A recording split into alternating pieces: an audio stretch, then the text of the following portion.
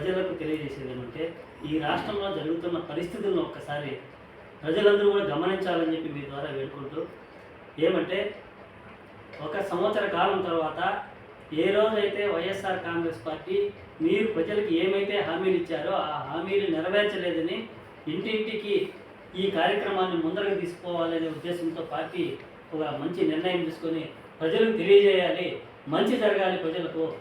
ఈరోజు ఏవైతే మీరు హామీలు ఇచ్చిన సంక్షేమ కార్యక్రమాలను ప్రజలకు అందిస్తే మీకే మంచి జరుగుతుంది.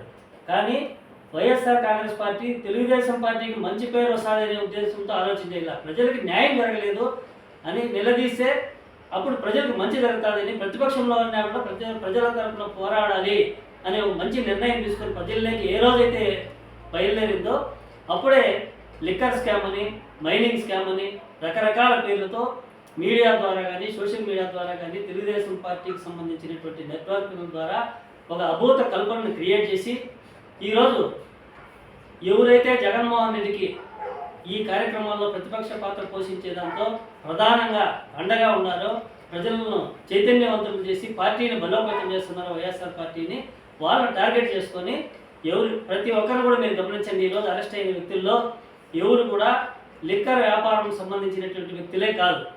ఐఏఎస్ ఆఫీసర్లు, పిఏలు కానీ, రిటైర్డ్ ఐఏఎస్ ఆఫీసర్లు కానీ, ఓఎస్డీలు కానీ, ఈరోజు మిథున్ రెడ్డి ద్వారా చేసిందేలు కానీ, ఇన్ని రోజులు పెద్దిరెడ్డి కుటుంబం రాజకీయ చరిత్రలో వాళ్ళు కాంట్రాక్టులు వ్యాపారం చేసినారే తప్ప కేవలం కనీసం ఒక మద్యం షాప్ నడిపిన సందర్భం కూడా లేదు. మరి ఈరోజు మీరు చదువుతున్నటువంటి చెవిరెడ్డి భాస్కర్ రెడ్డి కానీ ఎవరు కూడా మద్యం వ్యాపారస్తులే కాదు.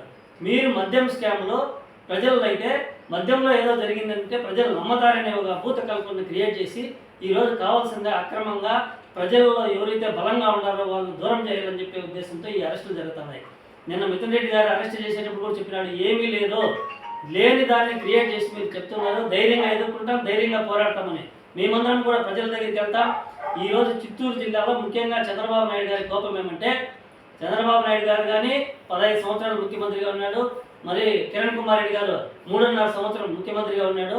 వీళ్ళిద్దరికీ కూడా చిత్తూరు జిల్లాలో ప్రజాదరణ లేదు. కేవలం పెద్దిరెడ్డి కుటుంబానికే ప్రజాదరణ ఉన్నది. ఎందుకున్నది?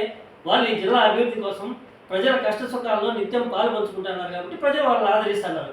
మీరు ప్రజలకు దూరంగా ఎక్కడో హైదరాబాదు, విజయవాడ నగరాల్లో నుండి మీరు రాజకీయం చేస్తే ఇక్కడ మీరు ప్రజలకు దగ్గర లేరు కాబట్టి ప్రజలు మిమ్మల్ని ఆదరించదా.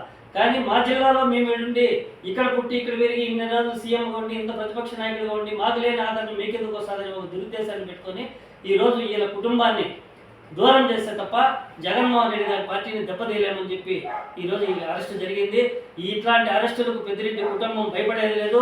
జగన్మోహన్ రెడ్డి గారు కూడా కాంగ్రెస్ పార్టీలో ఉన్నప్పుడు కూడా వేధించి ఏ రోజైతే మీరు అక్రమ కేసులు బనాయిస్తే కూడా పోరాటం చేశాడు, మళ్ళీ ముఖ్యమంత్రి అయినాడు. రేపు ఎన్ని కేసులు వచ్చినా కూడా మీరు మా నాయకుల్లో లోపల పెట్టినంత మాత్రాన వైఎస్ఆర్ కాంగ్రెస్ పార్టీ కార్యకర్తలు కానీ, చిత్తూరు జిల్లా ప్రజలు కానీ, రాష్ట్రంలో ఉండే వాళ్ళు కానీ ఎవరు కూడా భయపడే పని లేదు. ధైర్యంగా వాళ్ళ వెంట నడుస్తారు. రేపు రాబోయే రోజుల్లో మీకు బుద్ధి చెప్పేదానికి సిద్ధంగా ఉంటారు. కాబట్టి మీ ద్వారా ప్రజలు కోరుకునేది ఏమంటే జరిగే వాస్తవాలను గమనించండి. ఈ కేసులకు వీరికి సంబంధం ఏమిటి? రాజంపేట పార్లమెంట్ సభ్యుడు ఢిల్లీలో ఉండే అతనికి ఇక్కడ జరిగే లిక్కర్కు ఏం సంబంధము? మీరందరూ కూడా గమనించాలి. తెలుగుదేశం పార్టీ చేస్తున్నటువంటి కుట్రలను గమనించి మీరందరూ కూడా ప్రజలు ఈ మరోసారి చంద్రబాబు నాయుడు చెప్పే ఈ దురభిప్రాయాలకు మీరు లోను కాకుండా గురి కాకుండా ఉండాల్సింది చెప్పి ప్రజలందరినీ మీ ద్వారా వేడుకుంటూ ధన్యవాదాలు.